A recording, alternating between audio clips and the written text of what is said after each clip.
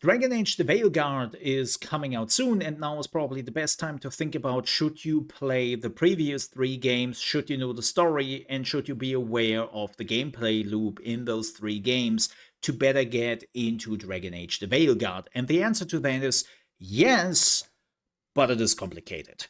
So what we will do in this video is we will talk about the story first and how important that all is for your playthroughs.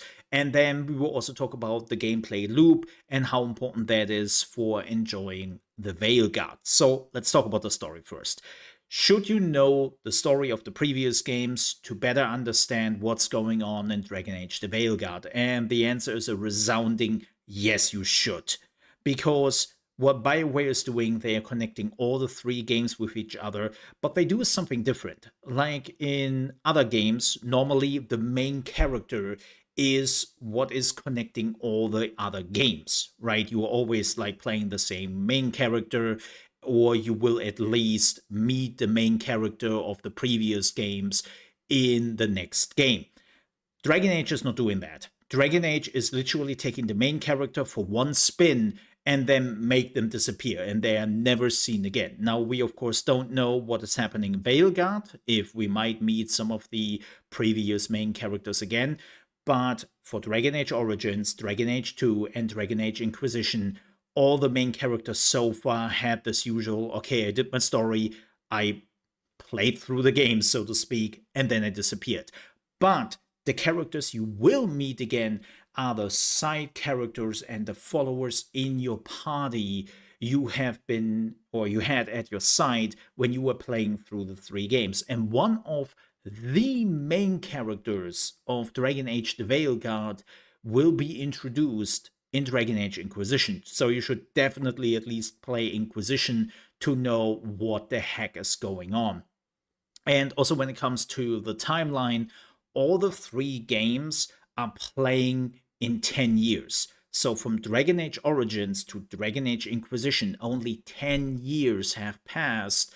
And again, everything which has happened in that world is still happening.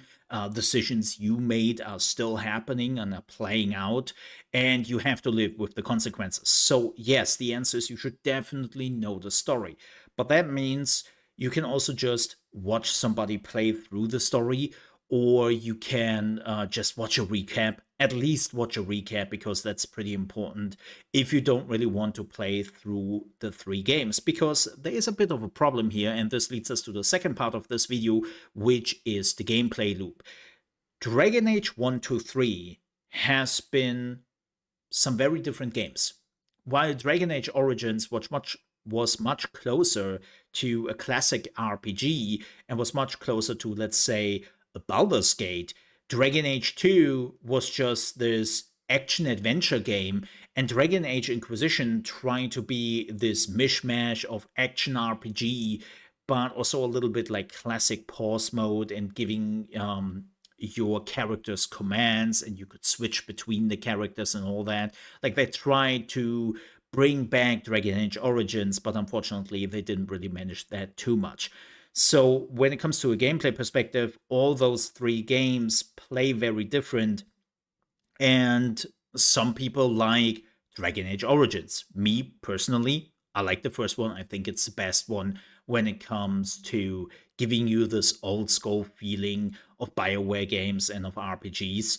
2, on the other hand, is literally a straightforward go from A to B and follow the main story action adventure with barely any RPG in it, but it knew what it wants to be, which is a problem with in Dragon Age Inquisition, where the game sometimes completely fails to follow the plot. You can sometimes not even follow the main story, not because you are under-leveled or under-equipped, but because you are missing Inquisition points. So whenever you were doing side quests on the world map, you would get Inquisition points, and with those points you can then further push the main story, and you sometimes have to do so many repeatable and boring things on the map that you just want to scream and stop playing. That's at least always the feeling I get. The gameplay loop is not very interesting in Dragon Age Inquisition, and I have for a matter of fact, never managed to play through Dragon Age Inquisition. I'm working on it right now, and I'm this time trying to do it, but I always failed. So the best advice I can give you here, if you do not find the time to play through all of them, just watch a recap or watch somebody else actually playing through it if you want to. But what I highly recommend is to understand the story in this game, because the characters are all connected. We already know that one or two characters from the very first game will actually appear again in Veilguard, and they will play a main role. Like, as I said, like one of the main characters in Veilguard is introduced in Dragon Age Inquisition. So that's something you should definitely know. And yeah, you should at least know the story, read it up, look it up, but you have to know what's going on, or you will miss out on a lot of details and a lot of things which make no sense to you. But when it comes to gameplay, you can skip the gameplay if you so desire and you don't have the time for that. But with that said, I hope that was a little bit more helpful. If you still have some questions, let me know down below in the comments. And if you're new to the channel, please don't forget to leave a like if you enjoyed the video. And if you want to see more of Dragon Age videos and, of course, RPG games, you came to the right place. Please consider to subscribe. With that said, thank you so much for watching. Stay safe. Bye-bye.